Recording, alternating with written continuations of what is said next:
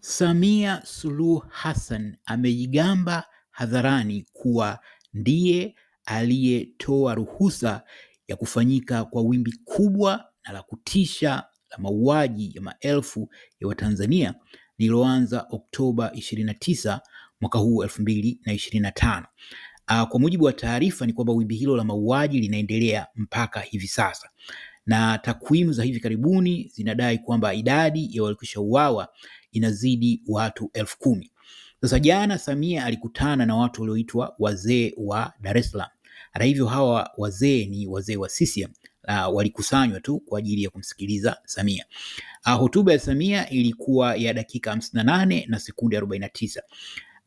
Na kubwa zaidi katika hotuba nzima ilikuwa ni hilo la kutoa shaka yoyote iliyokuwepo kuhusu nani aliyetoa ruhusa kwa vyombo vya dola kuwatoa uhai wa Tanzania zaidi ya 10,000 kwa mujibu wa takwimu za hivi karibuni, na kama nilivyoeleza kuwa wimbi la mauaji bado linaendelea. Hata hivyo imekuwa vigumu kupata takwimu sahihi kwa sababu pamoja na mengine serikali ya Samia imekuwa ikifanya jitihada kubwa za kuficha ushahidi, ikiwa ni pamoja na kuteketeza maiti.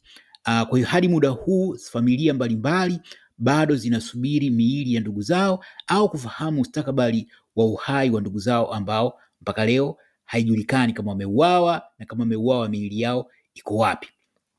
Kwa hiyo makala hii inafanya vitu viwili.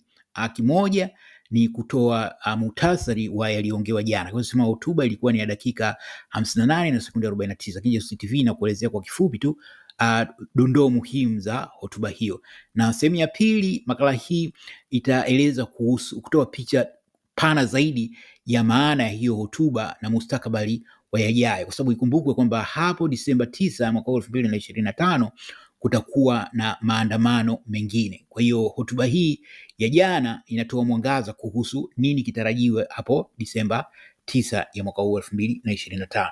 Kwa hiyo katika muhtasari ni kwamba alianza kwa kueleza sababu ya mkutano, akidai kuwa ni utamaduni wa kawaida kwa viongozi wa kitaifa kuongea na wazee kunapotokea matukio makubwa.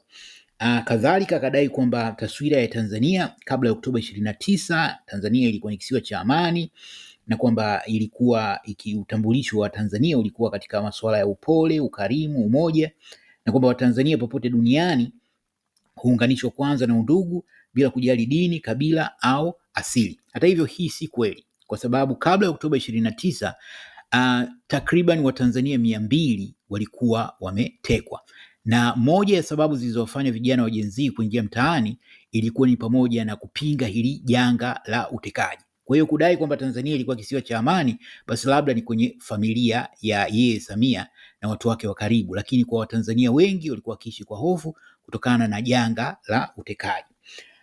Pia akadai kwamba katika siku za hivi karibuni sifa ya Tanzania imeanza kudorora, na akidai kwamba kuna watu wanaoitakia nchi mabaya wanakerwa na umoja wa Tanzania. Akadai kwamba kuna watu wanaotoka katika nchi zenye machafuko wanajaribu kuonyesha kuwa Tanzania sio sehemu salama. Lakini hili pia si sahihi, kwa sababu tunafahamu janga la utekaji halifanywi na raia kutoka nje. Janga la utekaji linafanywa na watu wa serikali, na ndio maana watu kama Askofu Josephat Gwajima walipojitokeza hadharani kukemea janga la utekaji waliishia kuchukuliwa hatua. Unafahamu Askofu Gwajima makanisa yake zaidi ya 2,000 yalifungiwa. Kosa lake pekee lilikuwa kukemea janga la utekaji. Sasa utasemaje kuwa kuna watu wa kutoka nje wanakuja kufanya vitu kama hivyo, watekaji? Na hata kama ingekuwa kuna watu kutoka nje wanafanya hivyo, basi vyombo vya dola vingepaswa kuhusika, kwa sababu vimeshindwa kuwalinda Watanzania.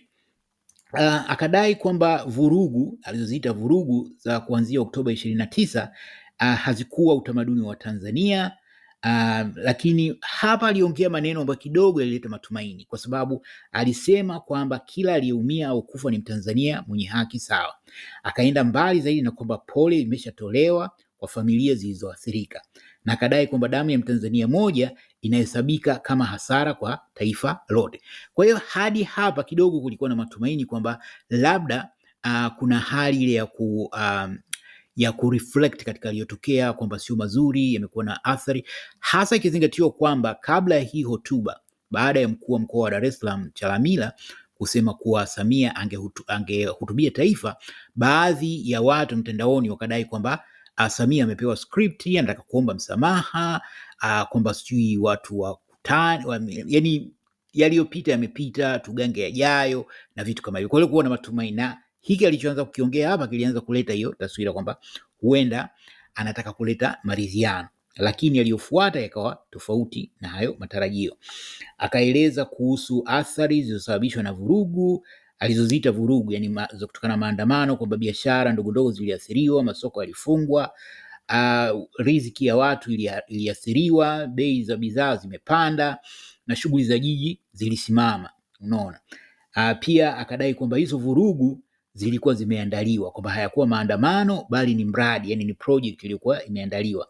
Akadai kwamba vijana walilishwa maneno na kushawishiwa kwamba waigeuze Tanzania kwa Madagascar. Unafahamu Madagascar hivi karibuni serikali ya Madagascar ilitolewa madarakani, rais wa Madagascar aliondolewa madarakani. Kwa hiyo anadai kuwa Samia anadai kwamba kulikuwa na ushawishi wa watu yale Madagascar yatokee Tanzania, na akadai kwamba kuna watu waliopanga huo, kuna watu waliofadhili na kuna watu waliotekeleza, na kwamba baadhi ya vijana waliingia kufuata mkumbo, lakini akatoa madai kwamba kuna baadhi ambao walilipwa kwa ajili ya kushiriki. Hili limekuwa likiongelewa sana. Sasa hivi kuna mradi ambao unaendelea. Yeye analaumu kwamba kulikuwa na project, lakini project inayofanywa sasa hivi na serikali yake ni kwamba kuna vijana mbalimbali ambao wamepewa fedha na ambao wanapita huku na kule kudai kuwa walilipwa ili washiriki kwenye maandamano. Na huko Twitter kuna kijana mmoja anaitwa Madenge. Huyu aliandika tweet akidai anatoa pongezi kwa wafadhili waliotoa fedha kwa ajili ya maandamano. Ilifanywa makusudi. Akaandika hiyo tweet, akaruhusu watu watoe screenshot, alafu akaifuta, na baadaye akajitetea kwamba imetokea kwa bahati mbaya, lakini lengo hasa lilikuwa ni kutengeneza hii narrative kwamba kuna watu walilipwa fedha. Na katika kutapatapa kwao wametengeneza pia kuna fedha iliingizwa kwenye akaunti ya Mange Kimambi, mwanaharakati wa Tanzania kwa Marekani, wakidai kuwa kuna mabilioni ya pesa yameingizwa kwenye akaunti yake. Hii akaunti ilikuwa frozen, walishaifunga hii akaunti, lakini katika kutapatapa kwao wameingiza fedha wakidai kuwa hii inaashiria kuwa kuna fedha zilitolewa kwa ajili ya maandamano na kwamba wamemfungulia kesi ya uhujumu uchumi. Kwa hiyo ni hizi tu jitihada za kutapatapa. Kwa hiyo Samia akaenda mbele na kudai kuwa kuna majengo ya serikali yaliungua, miradi ya wananchi kuharibiwa, biashara binafsi kuungua, vituo vya mafuta, magari ya serikali na vituo vya polisi kuchomwa, na kwamba alidai kuwa lengo la kushambulia vile vituo vya polisi lilikuwa ni kutafuta silaha kwa ajili ya kufanya vurugu. Kadhalika akadai kwamba maandamano hayo yalikuwa ni ya vurugu, kwa hiyo hayakuwa ya kikatiba, yani hayakufuata sheria.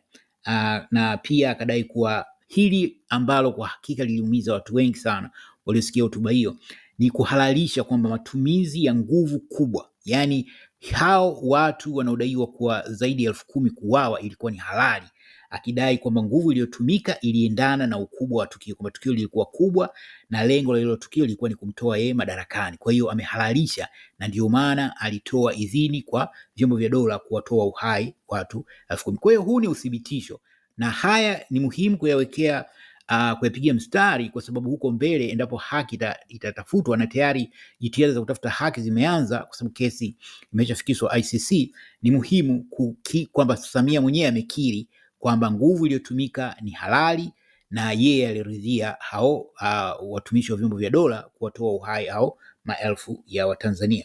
Kadhalika akadai kwamba yale maandamano kutokea siku ya uchaguzi yalikuwa ni jitihada za vyama vya upinzani, na hapa kimsingi anaizungumzia Chadema, kwamba baada ya kugundua vyama vya upinzani vinaelekea kushindwa ndio wakaamua wauvuruge uchaguzi wa kufanya haya maandamano, kitu ambacho si cha kweli kwa sababu maandamano hayakuandaliwa na Chadema.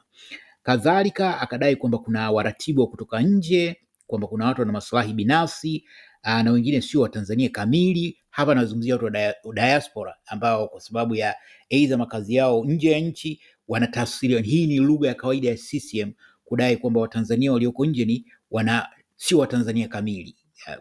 Kwa hiyo ni lugha ambayo imetumika muda mrefu.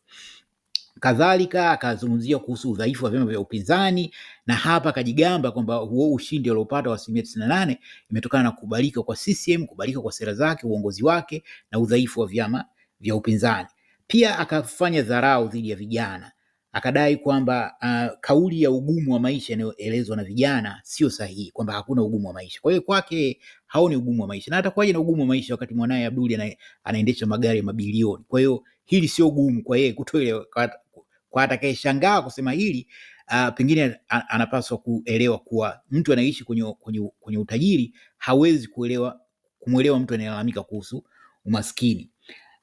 Na akadai kuwa wameanzisha wizara kamili ya vijana kwa ajili ya kusikiliza hizo changamoto za vijana. Sasa kama hakuna tatizo, kwa nini uanzishe wizara? Na hii wizara yenyewe imejengwa kwa ajili ya propaganda. Kwa hiyo hiki ndicho kikubwa kinachofanyika. Akaenda mbali kutengeneza ugomvi wa wazi wa kidini, na hili ni la hatari, kwa sababu anajaribu kutengeneza taswira kwamba yanayoendelea, ukosoaji unaofanywa dhidi yake ni ukosoaji wa kidini. Akadai kwamba Tanzania haina dini rasmi, kwamba hakuna madhehebu yaliyopewa mamlaka ya kutoa matamko yanayo override mengine, yani hakuna madhehebu yenye sauti kubwa zaidi ya madhehebu mengine. Akadai kwamba, na hapa amekwenda mbali kabisa, akaitaja Baraza la Maaskofu Katoliki Tanzania TEC kwamba limetoa matamko 8, na akadai kwamba hata hayo matamko yenyewe yana mgongano, kwamba baadhi yanapingana.